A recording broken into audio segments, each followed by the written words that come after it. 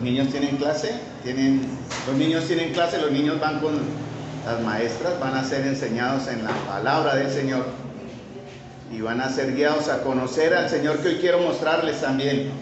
Hermanos, muy buenos días, Dios les bendiga. Espero captar su atención en el tiempo que el Señor permita también.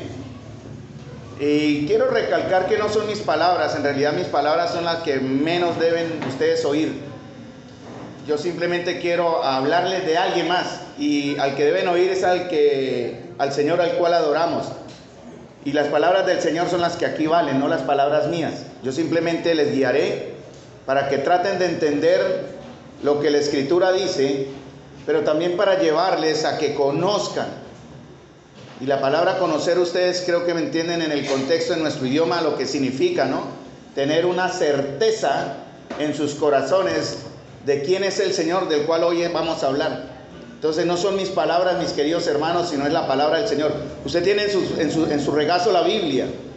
La Biblia que tienen ahí, ese libro, es sagrado, santo. Y por tanto es Dios quien le va a hablar a usted. Preste oído, ¿sí? Abra su oído y permita en su corazón que el Señor hoy le salve. Porque realmente lo que queremos enseñar acá es que el único camino para salvación es Cristo Jesús. Amén. Es el único, porque la palabra de Dios dice: en ningún otro hay salvación, porque no hay otro nombre bajo el cielo dado a los hombres en que podamos ser salvos. No importa que usted sea el rico de la iglesia, no importa que usted sea el pobre de la iglesia, no importa que usted sea el más bonito en voz o el más feo en voz, no importa que usted sea el que más dé en una ofrenda o el que menos dé en una ofrenda, si no tiene a Cristo, está igual de condenado. Amén. Entonces, vamos a abrir nuestras Biblias en Lucas capítulo 15. Estoy orando mucho al Señor: Señor, muéstrame. En realidad yo tenía dos temas para hoy, y ¿a cuál me guía el Señor? Y anoche ya última, el Señor me ha guiado a compartir la porción de hoy, la que quiero compartirles en Lucas capítulo 15. Recuerden, no es Carlos quien habla, es el Señor quien quiere hablarle a su corazón. Entonces, hermanos, Lucas capítulo 15. Y aquí vemos en Lucas capítulo 15 la historia de varias parábolas. En realidad hay 4 parábolas, 3 parábolas que habla el Señor estando en un contexto determinado, hablándole a ciertas personas, porque él se estaba reuniendo cuando ejercía su labor. Él se reunía con lo más pobre y lo más despreciado de la sociedad judía: publicanos, pecadores, prostitutas. Y en realidad, hermanos, para ser honestos, nosotros no somos diferentes a los publicanos, prostitutas y demás pecadores. De igual manera, delante de la presencia santa de un Dios santo, usted y yo estamos en la misma condición que una prostituta, que un publicano, que un libertino, que un malvado. De lo más bajo y lo más ralo en la sociedad y ante el hombre, nosotros somos iguales en realidad. Porque al enfrentarnos a la presencia del Señor, ninguno de nosotros puede en verdad decir que es digno de recibir lo que hoy quiero compartir con ustedes. Aquí Jesús les está hablando en la parábola, y hago rápidamente una resumen corto. Doy gracias al Señor que el Señor no tiene reloj en su mano derecha o izquierda donde lo use para decir: se pasaron del tiempo. Concéntrense ustedes en la palabra, mis amados hermanos y amigos, y usted hallará en realidad una esperanza para la vida eterna, de la cual hoy queremos hablar. No importa el tiempo, empezamos un poquitico tarde, pero en realidad en lo personal a mí no me afecta. Entonces siempre lo menciono como anécdota, como en realidad como ilustración. Si puso la olla en el fogón, se le quemó el arroz, qué pena. Pero si usted siente que eso va a ser una carga para usted, no se preocupe. Puede levantarse e ir a su casa. Pero los que se quedan acá son los que recibirán las palabras de la vida eterna. Amén. Entonces Jesús les está hablando a unos hombres eminentes que lo estaban escuchando. Y en realidad dice: se acercaban a Jesús todos los publicanos y pecadores para oírle. Entonces estamos aquí como publicanos, como pecadores para oírle. Los publicanos eran lo más despreciado en la sociedad judía y romana, más que todo judía en los tiempos de Jesús. Pero él también se reunía con los que conocían la palabra, con los fariseos, dice aquí en Lucas capítulo 15. Usted tiene sus Biblias abiertas, ¿cierto? Y en Lucas capítulo 15, versículo 1, ellos murmuraban y ellos decían: a los pecadores recibe y con ellos come. Entonces el Señor comienza y les empieza a explicar 3 parábolas, 3 enseñanzas que tienen aplicación a la vida eterna. Espero que usted en verdad sienta llamado a la vida eterna. Espero que usted esté en esta mañana acá porque siente la inquietud en su corazón de que si llegase a morir ahora, en cualquier momento, lo más inmediato puede ser un infarto, ¿no? O algo ya trágico afuera, lo que sea, pero usted parte hoy. Al abrir sus ojos, ¿dónde va a estar? ¿Estará delante de la gloria de Dios, de la presencia de un Dios santo que le recibirá? ¿O estará en un lugar de tormento, donde el lugar dice, el fuego de ellos no se apaga y el gusano nunca muere? Donde usted será atormentado por los siglos de los siglos de los siglos de los siglos, y ni aún así el Señor será llamado por tanto injusto. Usted recibirá lo que sus pecados merecen, o nosotros recibiremos lo que nuestros pecados merecen, pero también recibiremos lo que otro ya pagó, lo que otro ya canceló. Se llama redención, y vamos a hablar de Jesús. Y por eso Jesús quiere enfocarse en eso, y Él habla de aquello que se ha perdido. Él comienza hablando de la oveja perdida, Lucas capítulo 15, versículo 3. También habla de la parábola de la moneda perdida, ¿verdad? Pero termina con la historia que hoy quiero tratar con ustedes. Es como la corona y flor de todas las parábolas. Solo aparece una sola vez en la Biblia, esa que es Lucas, que es la parábola del hijo pródigo. Creo que muchos ya conocen la historia, ¿no? Saben el contexto de lo que sucedió en la parábola del hijo pródigo. Y a medida que vamos a leer, vamos a sentirnos, y yo es algo que siempre resalta mucho, es en ese aspecto, diferente al que vamos a ver hoy, es maravillarme de esta historia de amor. La historia de amor de un padre hacia su hijo rebelde. Bueno, los que somos padres y tenemos hijos rebeldes, sabemos lo que eso significa. Pero si nos ponemos en el contexto correcto, todos nosotros somos en realidad rebeldes. No todos son hijos de Dios, quiero aclarar, ¿no? Algunos fácilmente dicen, no, es que como todos somos hijos de Dios, todos iremos al cielo. Y eso no es verdad. Nosotros, todo el género humano es creación de Dios, mas solo unos pocos serán reconocidos, serán llamados hijos de Dios. En esta mañana, mi deseo y el deseo del Señor es que usted llegue a ser hijo de Dios. Entonces por eso Jesús aplica esta parábola para darles a entender a esos ricachones religiosos y que estaban ahí, y a los pecadores que también están ahí, cómo llegar al reino de los cielos. Entonces, en realidad vamos a ver en la historia de la parábola del hijo pródigo 3 historias. Es en realidad lo que hay aquí, ¿no? Vamos a ver la historia de 3 personas. Pero la parábola del hijo menor, el que conocemos la historia, también se centra en 2 más que casi no tratamos. Hemos tratado la del hijo menor, alguito del hijo mayor que vamos a terminar hoy, y falta la del padre, ¿no? Entonces se centra en la historia del menor que se fue disipando su riqueza, mejor bien, la riqueza del padre, y desperdició la riqueza del padre. Pero también nos habla de la historia del hijo que se quedó, entre comillas, el buen hijo, ¿no? El que no le causó dolor a su padre y decidió estar ahí a pesar de que el otro loco se fue y reclamó lo que no era de él y se fue y desperdició. Pero también vemos en esta historia la historia del padre. Vamos a ver si tratamos de ver en el tiempo, en estas 2 horas que nos quedan, en este tiempo que nos queda, la historia del hijo mayor y la historia del padre amoroso. Entonces, si estudiamos esta parábola con detenimiento, hermanos, esto nos va a ayudar a entender qué clase de persona soy. Esa es la idea, ¿no? Porque vamos a aplicarlo a los que yo sé que en esta mañana están aquí. Y vamos a aplicarlo a los que yo sé que estoy luchando, porque créanme, yo estoy luchando con la actitud que vamos a ver hoy. Creo que la he superado. La he superado en un buen porcentaje, pero aún lucho con la actitud del que vamos a ver. Entonces esto me va a entender qué clase de persona soy.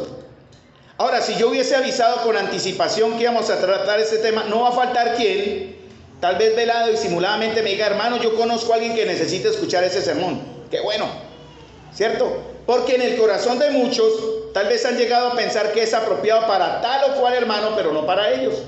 Entonces es fácil decir, hermano, qué bueno que va a hablar, yo sé a quién le puede servir. Entonces, en esta historia de Lucas 15 hay en realidad 5 historias.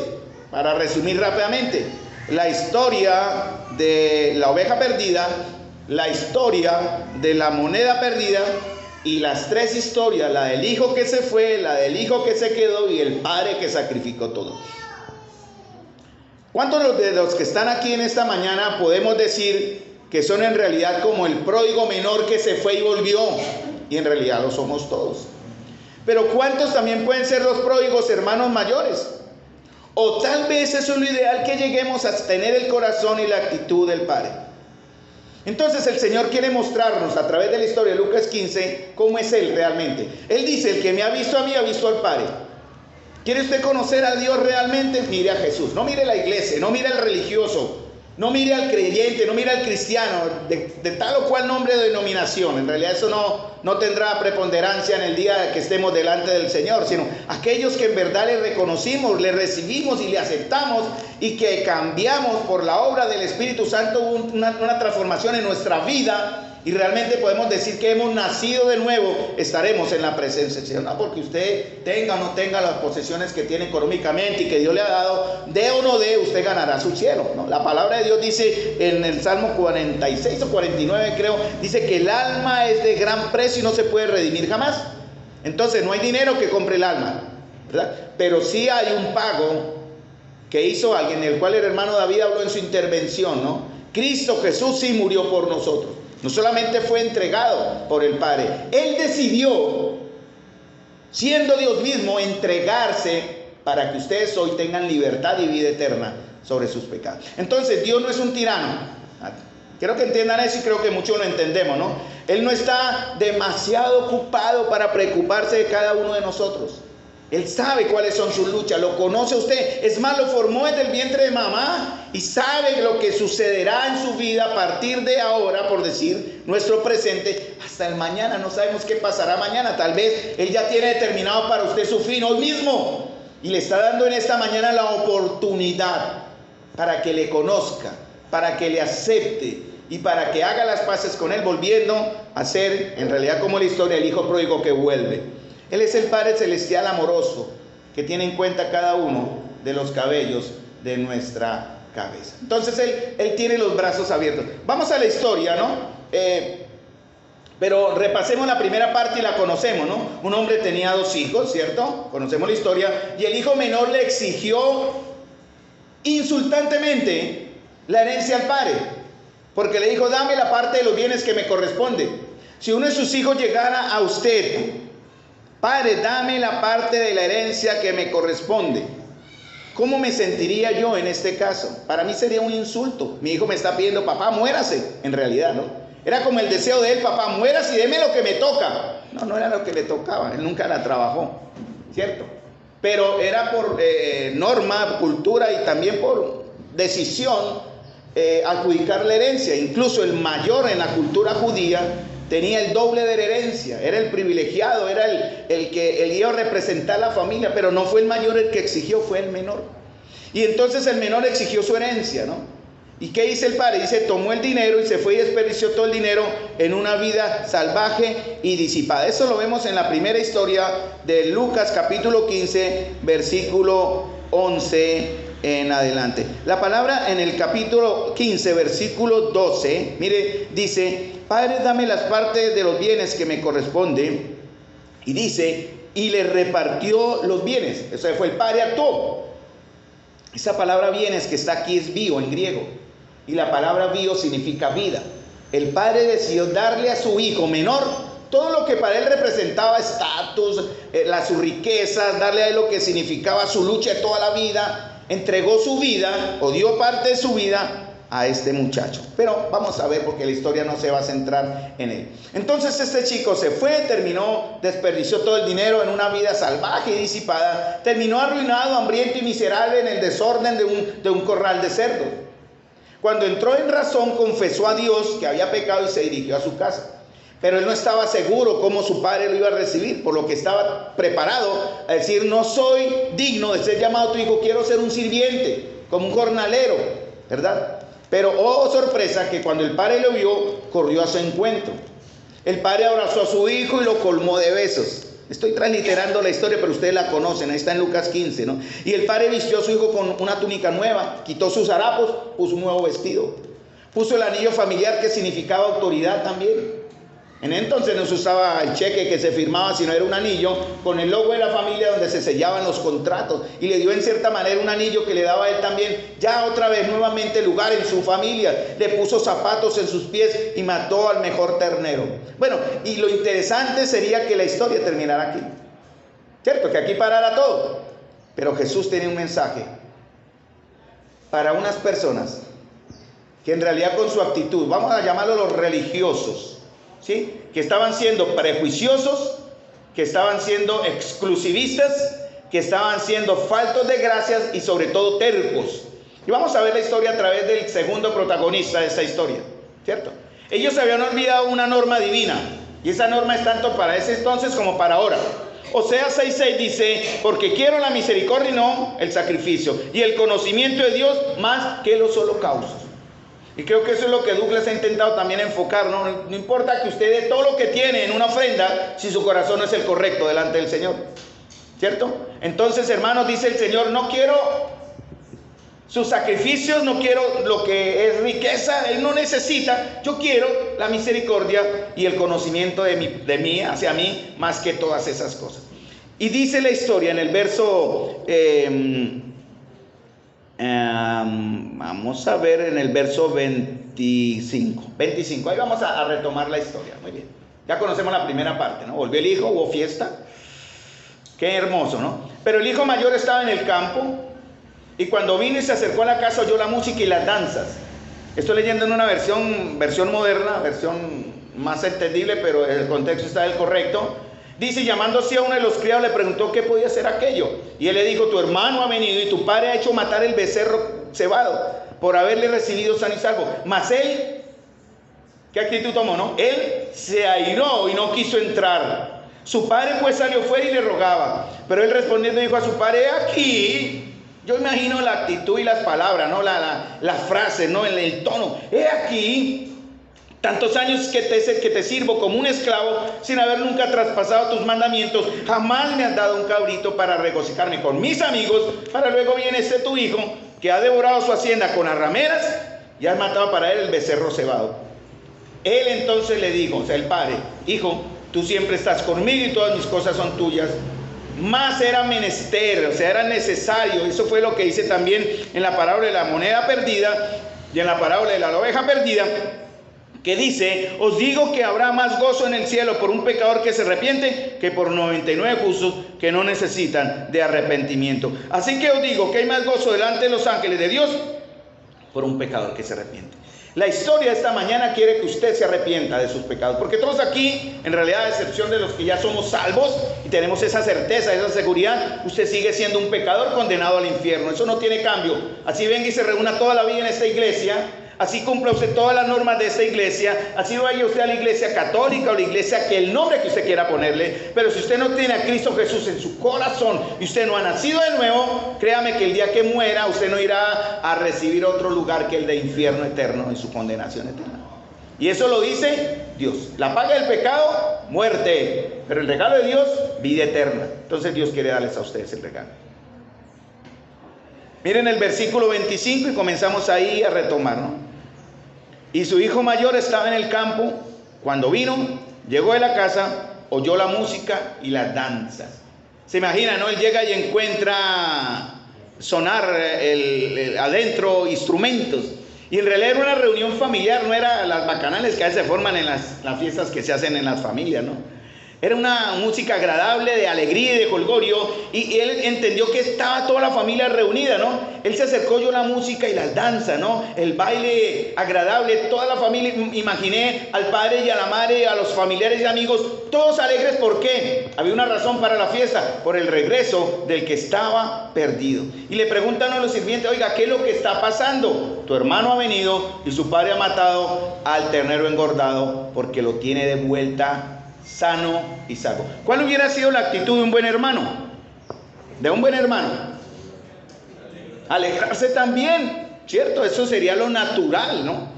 ¡Ay, qué bueno! Regresó este loco que volvió, qué bueno, alegremos, y entraba y hubiera disfrutado de la fiesta y todo hubiese parado. Pero la actitud que dice en versículo 26, creo, 26, 28, entonces se enojó y no quería entrar. En realidad la actitud que él tuvo, según la palabra enojó, fue una actitud de terquedad y rabieta.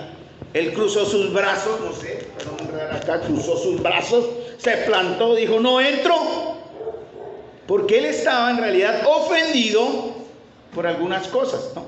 Esta actitud de enojo, rabieta y pataleta, y en realidad puchero, sabemos lo que entiende la palabra puchero, ¿no?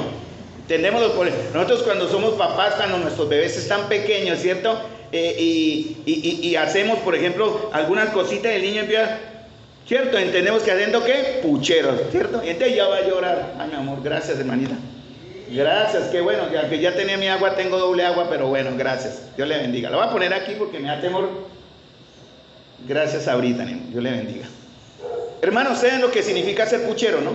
Desafortunadamente también he visto a algunos de ustedes que hacen pucheros cuando uno les hace un llamado de atención con todo el amor y el respeto para la honra del Señor, y una vez se siente como que no les gusta, como que se sienten, como se enojarán, se pondrán tristes y están tomando esta misma actitud, ¿no? Y este muchacho, el mayor, aprieta los puños, eso es lo que hace la terquedad, ¿no? Y dice, tengo razón, no me importa lo que digan los demás, así va a ser. La Biblia habla de ejemplos de terquedad, ¿no? Conocemos ejemplos de terquedad, por ejemplo, el del faraón, ¿se acuerdan? El Señor manda a Moisés a que saque su pueblo y le da como señal 10 plagas, ¿no? Para que convenciera al faraón. Con cada plaga que Moisés ejecutaba, el faraón decía, Moisés le decía al faraón, deja ir al pueblo. Sucedía la plaga y el faraón se asustaba todo y decía, lléveselos, lléveselos. Pero cuando llegaba el momento en que la plaga pasaba, el faraón tercamente, dice la palabra, endurecía su corazón. ¿Sí? Conocemos esa historia, una historia de un terco. Y el resultado final, desafortunadamente, fue que la última plaga vino la muerte del primogénito en cada hogar egipcio como resultado de la terquedad. Esto significó que la paciencia de Dios se acabó. Le aguantó al faraón el resto de actitudes tercas de que no, cuando pensaba que ya lo tenía otra vez al pueblo asegurado, ya no se van, se quedan otra vez. ¿Cuántas veces el Señor, hermanos, ha tenido paciencia con nosotros en nuestra terquedad y enojo con nuestras actitudes? ¿Cuántas veces el Señor respira profundo y dice, un momentico más? Porque quiero recordarles una cosa, mis amados hermanos. Hay dos palabras en la Biblia. Una que cuando Dios la desata, esa palabra, quiero usar bien el término, cuando Dios la echa a rodar, cuando Dios la entrega en abundancia, sin límites, se llama gracia. Cuando Dios da gracia no la detiene. Él da gracia para todo. Yo pido al Señor gracia para enseñar la palabra. Yo le pido al Señor, denos gracias como iglesia. Pero hay otra cosa que Él sí decide dar cuando Él quiere. Y nosotros no sabemos hasta que la recibimos, que se llama misericordia. En esta mañana, los que estamos aquí hemos recibido gracia. Y otros más que nos están visitando, aparte de la familia que viene con la hermanita, más otros más que en su corazón saben, seguramente están recibiendo dos cosas también: gracia y misericordia del Señor. ¿Para qué? Para que escuchen estas palabras de verdad, para que en verdad entiendan que ustedes son, o todos hemos sido, como el hijo que se fue, que volvió, pero que también podemos llegar a ser como el hijo mayor. Esa es la parte de la enseñanza en la cual yo quiero recalcar. ¿Y qué es lo que sucede acá? Verso 28. Salió por tanto su padre y le rogaba que entrase. ¿Sí? La palabra rogar implica acercarse a él, ¿no? ¿Cómo se siente usted, hijo, si su papá le ruega? Interesante, ¿no? ¿Cómo se sienta usted si su papá le ruega? ¿Cómo se siente usted? ¿A cuántos de ustedes como hijo su papá les ha rogado? ¿Quién puede alzar la mano como hijo y diga, mi papá ha rogado por mí? Nadie, ni Lisette, que por allá hace como que la están pellizcando o algo, no sé. ¿A cuántos de ustedes el Señor sienten ustedes que sus padres han rogado? ¿Ah? Sí, pero en cierta manera ruega por usted. ¿Su padre no ruega por usted? ¿Sabe cada cuánto ruega su padre por usted? ¿Sabe cada cuánto ruega el padre por ustedes, por mí? Yo que soy hijo. Cada vez que él se arrodilla delante de la presencia del Señor a clamar por ustedes, para que anden rectamente, para que sus vidas sean conforme a la profesión de fe que dijeron y que expresaron tener. Eso es rogar. En realidad el Padre quería que el Hijo disfrutara de una alegría. Ya más adelante lo digo, no me quiero alejar del tema, ¿no? Y le rogaba que entrase. Recuerden que el Señor está invitando, ¿no? A veces a venir a la cena del Señor es un ruego. No hay que rogarles para que lleguen temprano, hay que rogarles para que participen, hay que rogarles para que guarden reverencia, hay que rogarles para que canten y hay que rogarles incluso para que vengan. Y el Señor dice, fuérzalos a entrar, vengan a mi cena. Pero muchos de los hijos de Dios simplemente tienen cosas más importantes que hacer que venir a congraciarse, a gozarse de la comunión de un pueblo maravilloso, pero también la comunión del Padre que ya está presente. No es que nosotros invitemos a Jesús, hermanos, cada domingo. Jesús ya está acá esperando que vengamos a Él. Y por eso el Padre sale y le ruega al Hijo que entre. Pero fíjense la actitud de este muchacho. Fíjense bien. Él respondió al Padre. Recuerden que estoy leyendo en la versión moderna. Creo que fue la que dije, sí. Mira, todos estos años he estado esclavizando para ti. Nunca desobedecí tus órdenes. Sin embargo, nunca me diste ni siquiera un cabrito para que pudiera celebrar con mis amigos. Pero este hijo tuyo, al cual ni siquiera llama a mi hermano, que ha desperdiciado tu propiedad con prostituta, llega a casa y matas el cordero o el ternero engordado por él. Fíjense cómo él usa la primera persona, ¿no? Nunca me has dado. Es más, es tan ofensivo con el Padre. Mire, he sido su esclavo.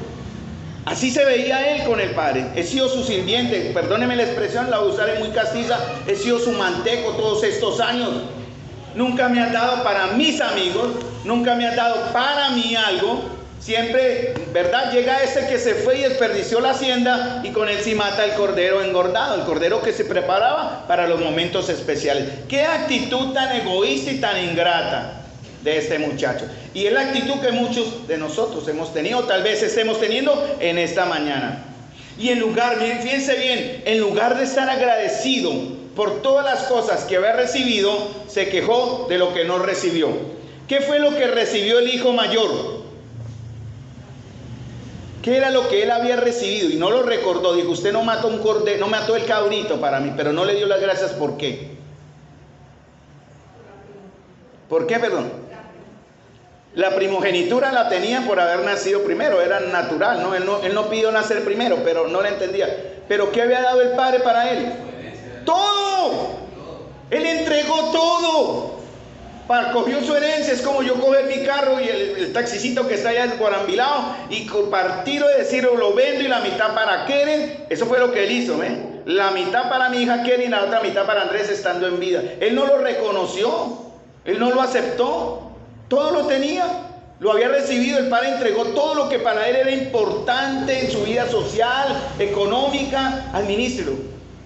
Como si la hermana María y su esposo entregasen a Juan también adelantadamente sus frutos de su trabajo. ¿Qué haría Juan? Haría fiesta, ¿no? Iría a desperdiciar. No creo, yo creo que dice la hermana María, no señor. Pero miren, hermanos, este ingrato y eso, con esa actitud tan horrible, por eso el Señor le estaba hablando a aquellos que le estaban escuchando, que estaban teniendo la misma actitud arrogante con aquellos que estaban en necesidad. En la cultura judía, el heredero, como dice la hermana Mónica, Marisol, yo no sé por qué le dice Mónica, es que tiene cara de Mónica, hermana, yo creo que deberíamos llamar Mónica Marisol.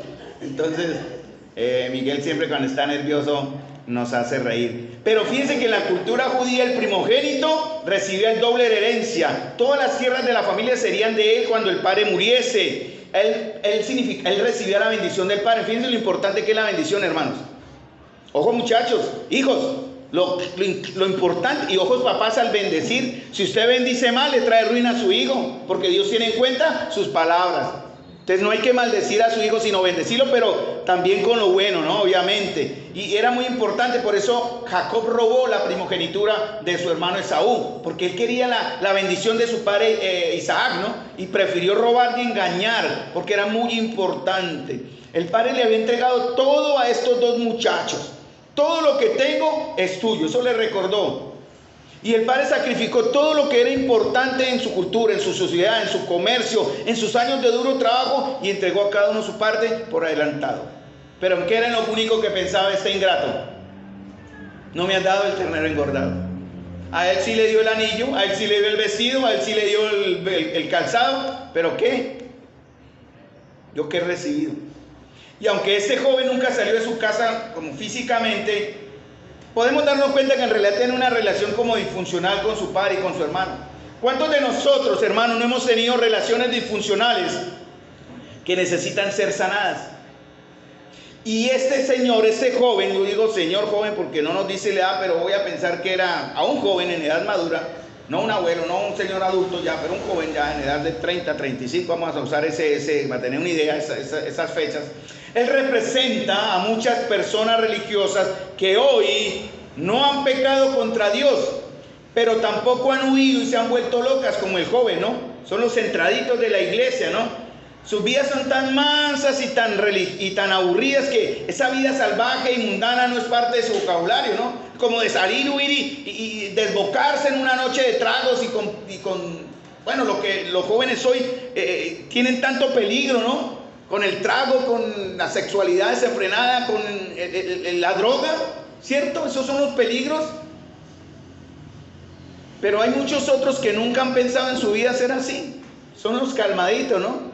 Son los tranquilitos. Hay otros que son más alocados y desaforados. Por eso Miguel, cuando habla familia, en una familia hay, ¿qué es lo que dicen? Que la familia de esa persona es ¿qué? La oveja negra de la familia. En una familia hay ovejas negras y hay ovejas blancas, ¿no?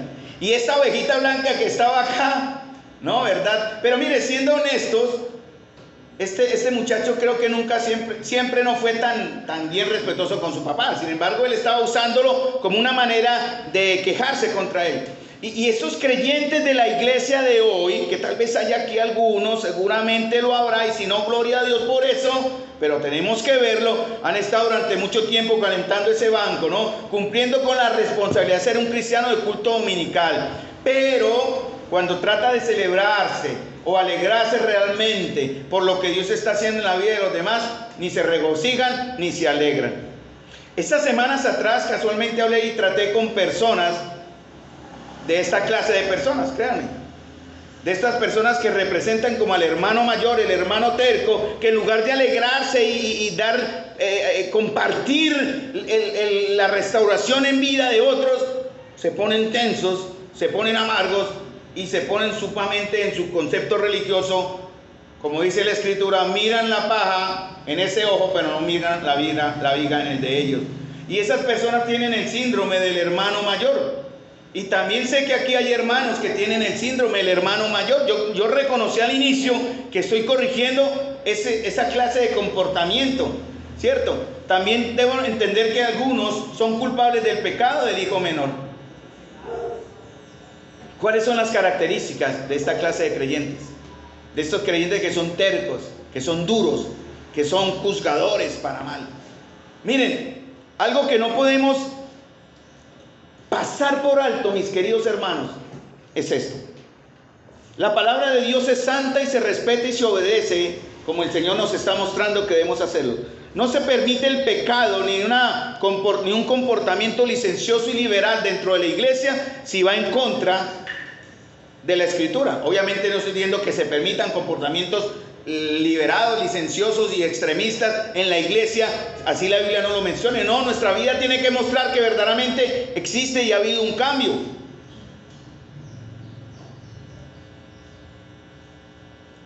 Las características de estas personas son un espíritu enojado listo a quejarse.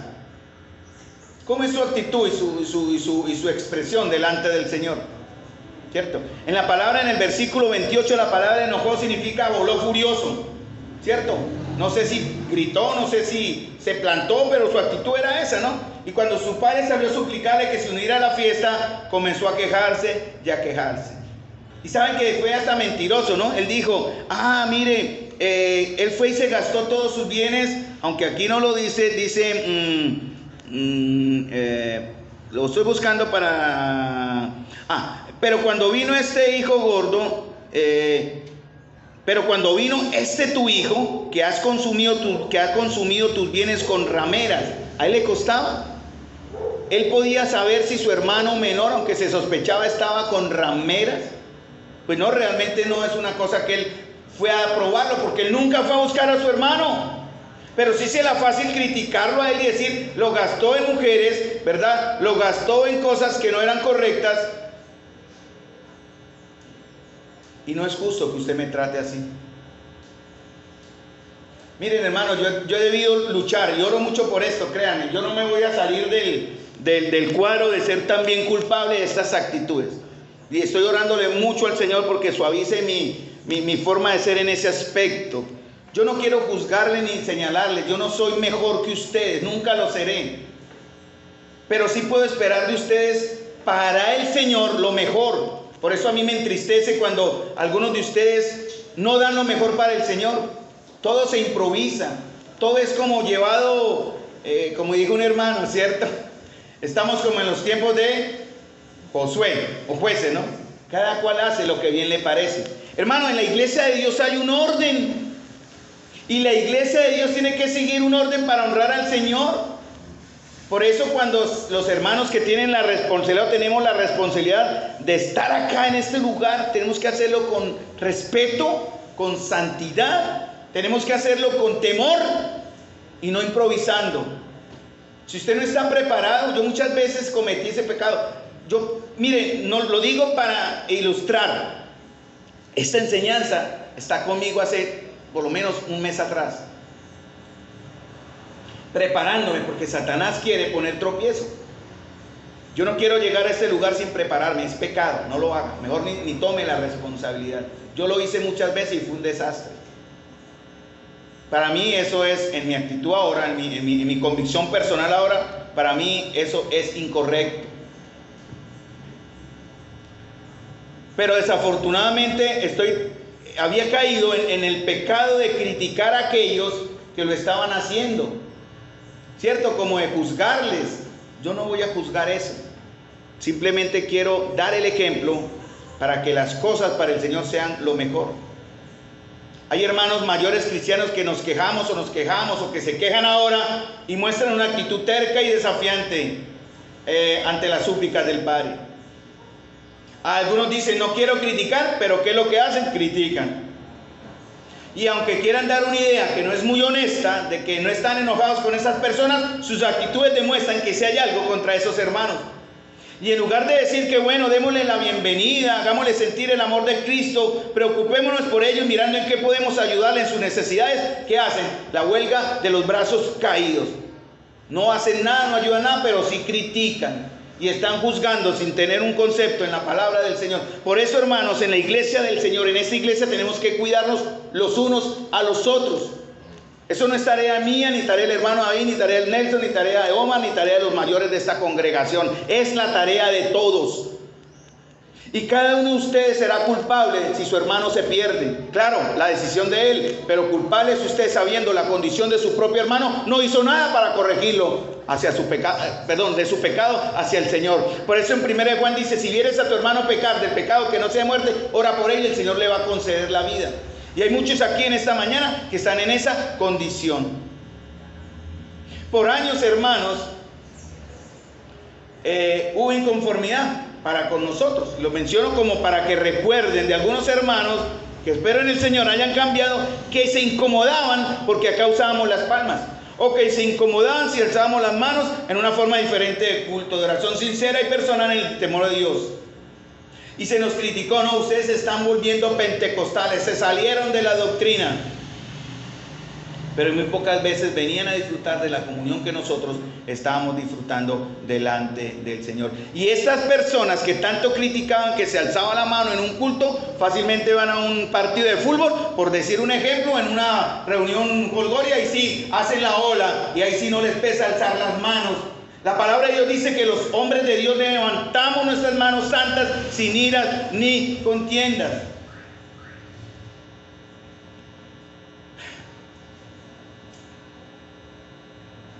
Hay hermanos que con la actitud del hermano mayor me han dicho, me lo han dicho, hermanos, cantamos demasiadas canciones de alabanza. La música es demasiado fuerte, está demasiado neutra. Hermano Carlos, tal o cual hermano se extiende mucho al hablar y participar. Y me han dicho a mí, hermano Carlos, de un hermano y a uno de sus hijos que tenía, por ejemplo, una vez me mencionaron un tatuaje. Debería predicar un mensaje contra eso. Yo me tengo que quedar callado porque mi hijo ha pecado contra mí en ese aspecto. Al mandarse a perforar en desobediencia su cuerpo. Pero hay tantas cosas que en realidad para ellos son todo su mundo y no miran más allá de lo que el Señor quiere que miramos, ¿no? Algunos dicen, hermanos, los cultos son demasiado largos. Hermanos, debe preparar su almuerzo. O que hay hermanas que deben preparar su almuerzo, viven lejos, no debemos cansarlos. Por eso yo dije, si usted no se sienta mal, si cree que nos extendemos mucho, levántese y vaya y termine su almuerzo. Pero usted pierde, como María afanada en las cosas de este mundo, la buena parte. Hermanos, debo recalcar también de que la iglesia acá, o la iglesia del Señor, está para recibir a los pecadores arrepentidos. No ser un lugar de refugio paradisíaco de pecadores sin arrepentimiento, sin búsqueda de un cambio y una comunión con Dios. No toleramos el pecado acá y no lo vamos a tolerar, hermanos, sino predicamos sobre el pecado. Que nuestra asamblea, nuestra familia debe ser una asamblea de orden, de doctrina y de obediencia. No estamos acá para alimentar emociones, sino para presentar un Salvador, que si usted no lo conoce, más tarde será su juez. En esta historia hubo dos personas que no estuvieron contentos, decir personas ya me exagero. En esta historia, dos protagonistas no estuvieron contentos. ¿Quiénes fueron? Dos no estuvieron contentos. ¿Quiénes fueron? El primero fue ¿quién? El quejón, ¿no? El criticón. ¿Cómo se llamaba? ¿O cómo era quién era? ¿El hermano mayor, cierto? ¿Quién era el otro protagonista? Fácil. El ternero engordado. Él iba a morir. No estaba contento. Ay, sé que era fácil, tienen que romper el hielo, usted está muy serios hoy. Espero que la palabra le esté llegando, ¿no? Ni el hijo mayor estaba feliz, ni el cordero también, y el ternerito tampoco. Ahí fue entregado para felicidad de la familia. Pero conocemos a alguien así en la iglesia, hermanos. Tal vez seas el hermano mayor que está lleno de sentimiento y amargura o prejuicio no sanados hacia su hermano. No solamente este hombre tenía un espíritu enojado listo para quejarse, sino también tenía un sentido equivocado, exagerado de su propia bondad. Él se creía mejor que los demás, que su propio hermano. Dice en Lucas 15:29, mas él respondiendo al padre, he aquí, tantos años te sirvo, no habiéndote desobedecido jamás, lo dudamos, pero nunca me han dado un cabrito para gozarme con mis amigos. Él exageró su propia bondad. ¿No nos ha pasado eso, hermanos? Que a veces nos creemos mejor que el que está aquí abajo. Es pecado. Yo he pecado en eso, hermano. Y ustedes lo saben que yo lo he declarado públicamente. Por eso yo prefiero y deseo, y perdón ahorita no abrió su agua, pero gracias, después me la tomo. Ya estoy seco acá. Pero hermanos, miren, yo lo que quiero decirles es que he tenido que aprender a ver, porque el Señor me ha golpeado duro en eso, que ustedes son superiores a mí, hermanos. Y los considero ustedes superiores a mí. Yo solo enseño la palabra. Quiero ser un instrumento del Señor para ustedes. Pero en el Señor estamos acá para servirles a ustedes. Para llevarlos como Moisés llevó a los ganados de su suegro Jetro hacia el monte Horeb, al monte de Dios.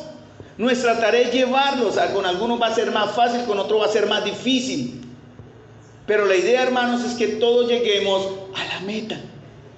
Y si hay actitudes de amargura y ese sentimiento de terquedad y de juicio y de prejuicio entre nosotros, nos vamos a demorar mucho en llegar como iglesia, como cuerpo, como por eso Pablo dice, yo me cuido para no ser eliminado. Y él exageró su propia bondad y le dijo, mire, en la versión moderna dice, mire, he estado esclavizado por usted. De verdad era esclavo. Esto fue como una cachetada al padre, ¿no? No se dice aquí, o no se podría haber dicho que el hijo que hubiera lastimado más a su padre. Primero el menor exige la herencia, sin que su padre hubiera muerto. Pero ahora el mayor le habla dura e injustamente. Él era su hijo heredero, su mayor. Durante años trabajaron codo con codo. Toda su vida había sido derramada en ese niño. Y estoy seguro que su padre estaba orgulloso de él, ¿no? Ese no fue el que me abandonó, no desperdició los bienes de la casa, no me causó dolor y vergüenza, se quedó en la casa, ese es mi chico. Pero se necesitan unas pocas palabras. Ojo, padres, con eso, ¿no? Unas pocas palabras, ojo, hijos también, obviamente, porque aquí se aplica el hijo, con las palabras amargas que pueden ser como espadas en el costado para destruir sentimientos, tal vez para siempre.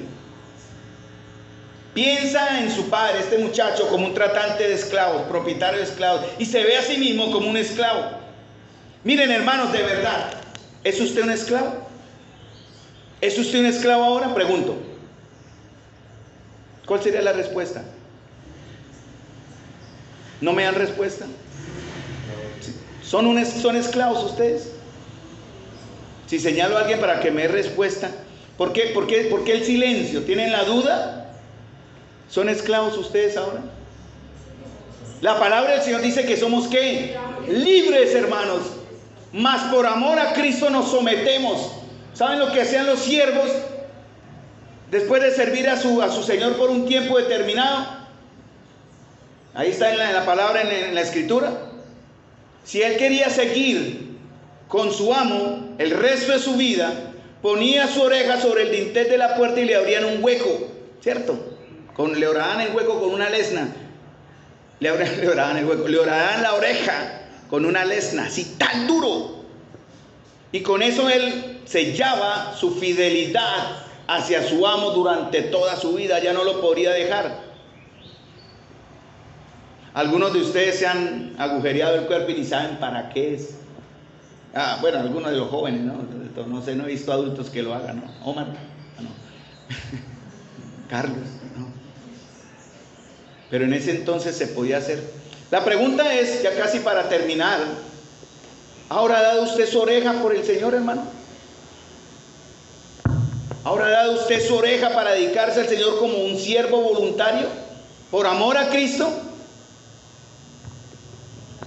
Yo no creo. Muy pocos lo han hecho, o lo hemos hecho, o no lo hemos hecho. Y ese chico vio al padre como un aprovechado, un injusto, un incorrecto, un mal padre, y que la obediencia hacia él era más bien conveniencia e imposición. También se comparó con su hermano, ¿no? No solamente exageró su propia bondad, no solamente se enojó rápido, sino también se comparó, y este pequeño hijo tuyo se gasta todo su dinero en prostitutas, aunque no lo dice que él hubiera hecho, ¿no? Él fue el que lo dijo.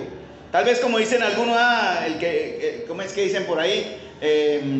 Cuando uno quiere hacer algo y en verdad no se atreve a hacerlo, se me fue ahorita la idea, ¿no? Tal vez era lo que él hubiese hecho en realidad, ¿no? El que las usa las imagina, por decir así, ¿no? Y él tal vez sí quería disfrutar de las prostitutas como pensó que su hermano, aunque seguramente sí lo hizo, pero él no tenía pruebas. Antes de acusar a su hermano y amigo y hermanito en el amor del Señor, usted tiene que tener las pruebas, porque lo demás es chisme. A mí me han llegado, oye hermano, fíjese que tal o cual hermano, tal persona hizo esto. Yo lo que les digo es, y tiene testigos para confirmar, no fue que me dijeron, eso es un chisme, hermano, eso es pecado. Por el testimonio de 3 testigos conste toda palabra, y hay que tener mucho cuidado en eso. No debemos estar llenos del yo, no debemos estar llenos de mi superioridad religiosa, hermanos, tengamos cuidado. Ese hombre estaba tan lleno de eso que no vio el arrepentimiento y la restauración en la vida de su hermano. Alguien dijo, ¿se puede tapar la luz del sol con una monedita de 100 pesos? Si tan solo se mantiene lo suficientemente cerca del ojo. Y así es que usted ve. Puede tapar los rayos del sol y usted puede ver la paja en el ojo del otro, pero no ve la viga en el propio. Es fácil mirar a las personas cuyos pecados son abiertos y vulgares, como son los más duros, los más feos, y pensar que somos mucho mejores con ellos. Pero usted seguramente, algunos tal vez no haya aquí, ojalá si no los haya, pero tal vez algunos practican pecados no tan graves, pero de igual manera ofensivos al Señor. Algunos piensan que necesito ser un ladrón, un maldiciente de boca y un adúltero declarado para decir que estoy siendo sucio delante del Señor. No, usted es mentiroso. ¿Sí? Si cualquier cosita de estas, el celo, el orgullo, la ira, son más fáciles de ocultar, pero son pecados de igualmente peligrosos o ofensivos al Señor. Y por último, él tenía una comprensión defectuosa de la gracia del Padre. No solamente fue listo a enojarse, no solamente exageró su propia religiosidad, sino también tenía un concepto errado de la gracia del Padre. Y aquí es donde venía la otra parte de la enseñanza, que no voy a terminar de dar obviamente, porque son tres protagonistas: el hijo que volvió, el hermano religioso que no aceptaba que su hermano hubiese vuelto restaurado, y el Padre. En la próxima enseñanza hablaremos del Padre. Pero cuando el Padre desata su gracia, lo dije anteriormente, no la detiene.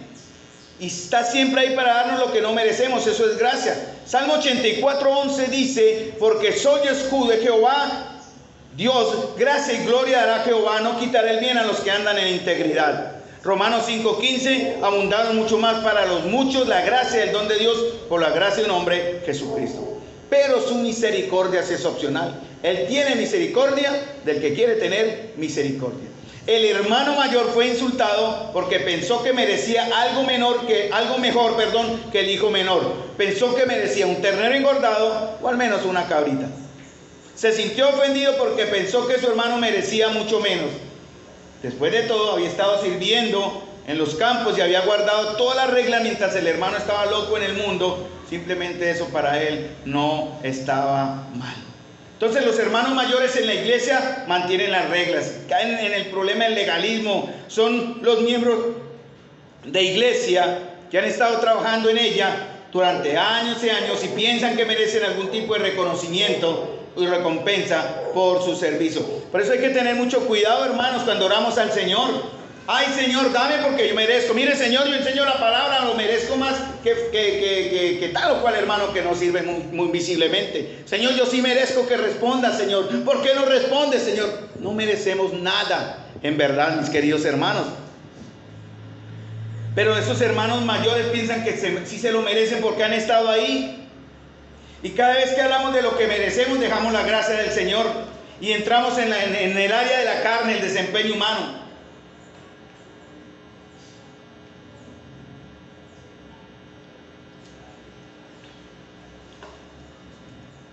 Había algo que los judíos o los religiosos hacían. Tengo 7 minutos todavía y puedo hablar, téngame paciencia. Pero había algo que los religiosos hacían, ¿sabían? Para demostrar su desprecio. ¿Ustedes sabían cómo demostraban los judíos el desprecio? ¿Sabe alguno el contexto? ¿Cómo hacían ellos? Señor, una manera era rasgar sus vestiduras, pero otra, ¿verdad?, que hacían los fariseos, y está consultado, está confirmado ese concepto, porque incluso hoy los ortodoxos lo hacen, los judíos ortodoxos. En el tiempo del Señor, ellos odiaban a los recaudadores de impuestos como Zaqueo y Mateo. Y cada vez que veían a un recaudador de impuestos en la calle, cruzaban al otro lado. Si usted venía por este lado, ellos se pasaban al otro lado, escupían y mencionaban su nombre: José, Mateo, Zaqueo. ¿Cuántas veces con nuestra actitud hemos hecho lo mismo? Y aunque usted no lo quiera reconocer, es como una idea aproximada de lo que hacemos cuando despreciamos al hermano. En realidad le estamos escupiendo. Cuando cerramos nuestro corazón a la necesidad de nuestros hermanos, cuando no oramos por él, cuando no le visitamos, cuando simplemente nos paramos en el atril de la autosuficiencia y le juzgamos. Yo tengo conocimiento, yo sé la palabra, yo enseño en la iglesia, entre comillas, soy un líder de iglesia. A mí no me gusta, pues a veces lo dicen y yo corrijo con amor. Yo no soy pastor de nadie, soy tan humano y tan siervo como todos ustedes. El Señor nos va a llamar cuentas, obviamente, pero yo no soy pastor en ese aspecto de que ejerce un liderazgo. No lo soy, no me llamen pastor, soy Carlos, su hermano. Y el día que caiga, ayúdenme a levantarme, no me pisoteen. Y si me pisotean, bien merecido lo tengo, porque tal vez los defraudé, pero no lo hagan. Les pido misericordia. La palabra de Dios dice: el que piense estar firme, mire que no caiga. Pero si estamos pensando en estar firmes, hermanos, si en verdad lo estamos haciendo.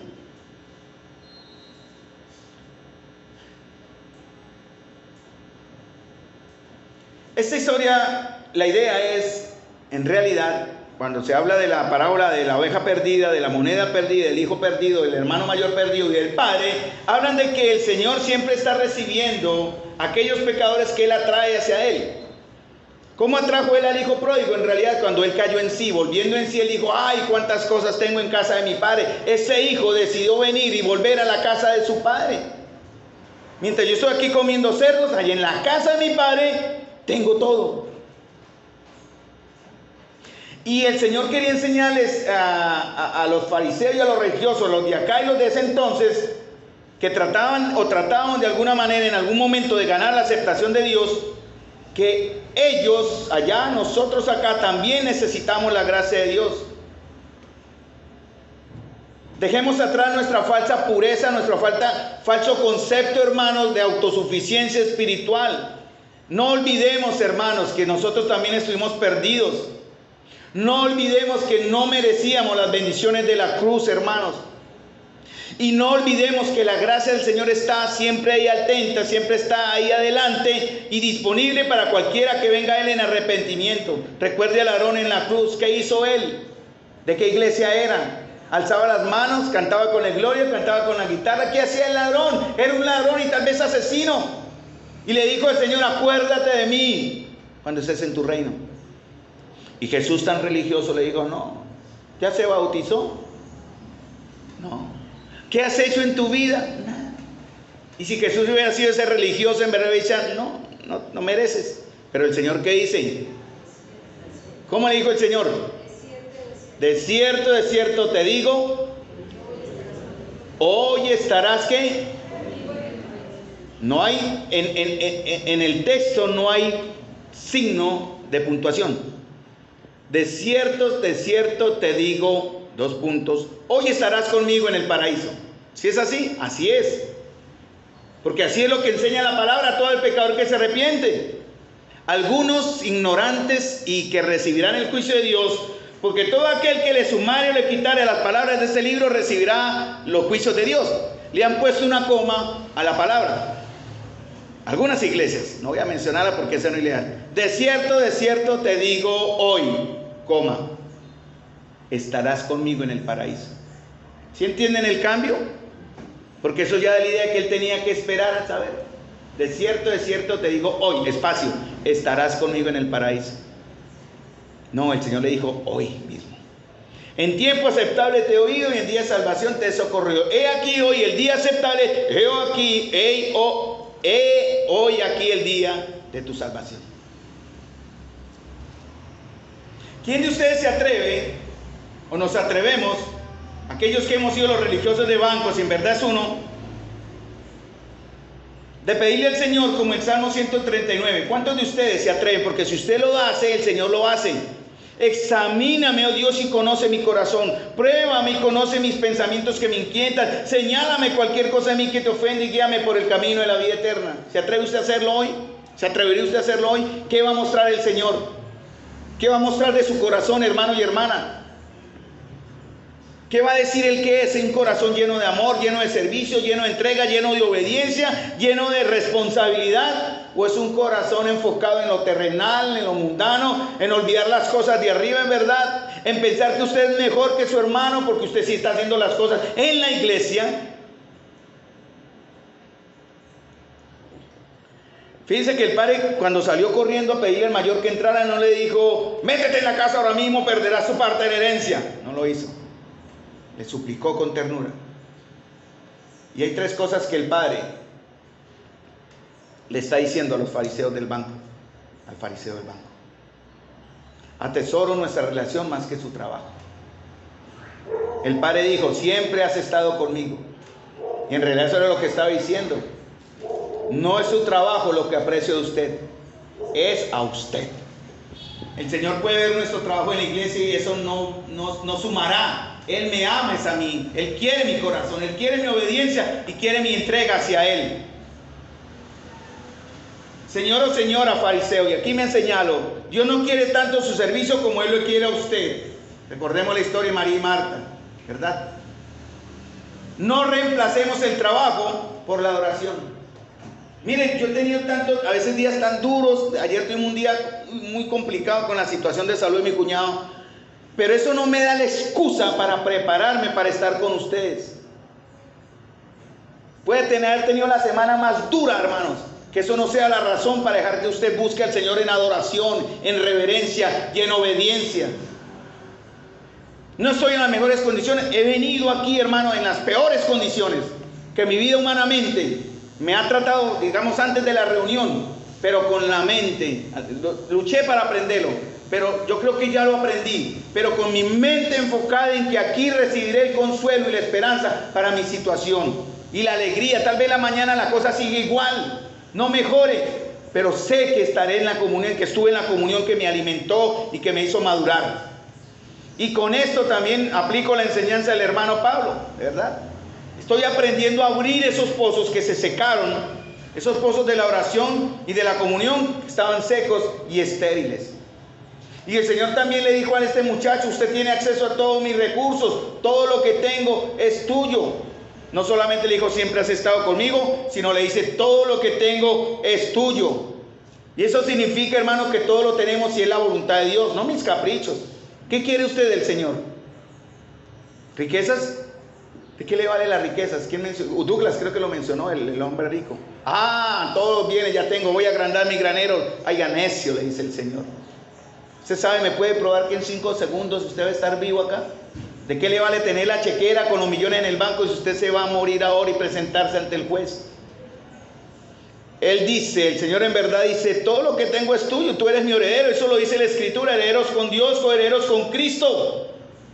Todo lo tenemos, todo lo que pidiremos al Padre en su nombre Él no lo dará. ¿Quiere salud? Pídaselo al Señor si Él quiere.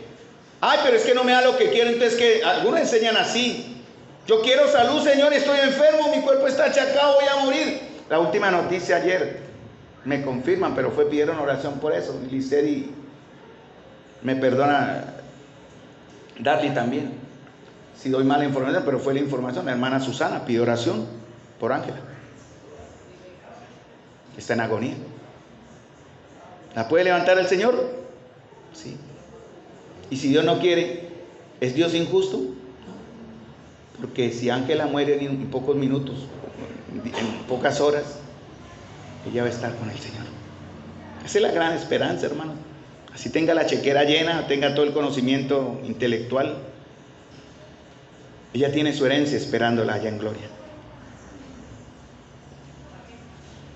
No solamente el Señor atesora más la relación con Él que el trabajo, no solamente le entrega los recursos, si es su voluntad lo dará,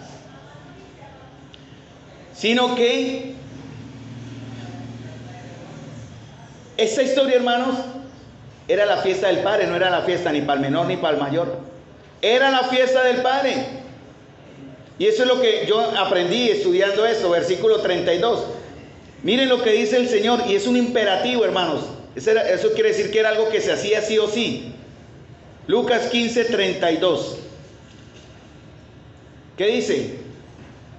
Me era necesario hacer fiesta y regocijarnos. ¿Quién dice esto? El Padre. Hermano, lo que el Padre estaba diciendo en el original griego era: hijo, tú y yo tenemos que celebrar. Resalto la palabra tenemos. Me era necesario. El verbo es un imperativo. No es la fiesta de tu hermano menor, es mi fiesta, dice el Padre. Yo soy el que está celebrando porque mi hijo estaba muerto y ahora está vivo. Así que debes unirte a mí, no por el bien de tu hermano, sino por mi bien.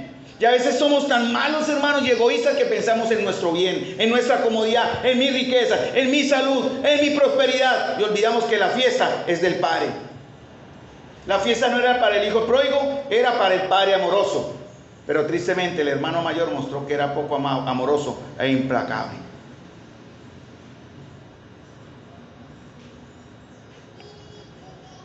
Por eso, aunque aquí no lo dice, la conclusión era, la historia para ahí, no se sabe qué sucedió con el hermano mayor.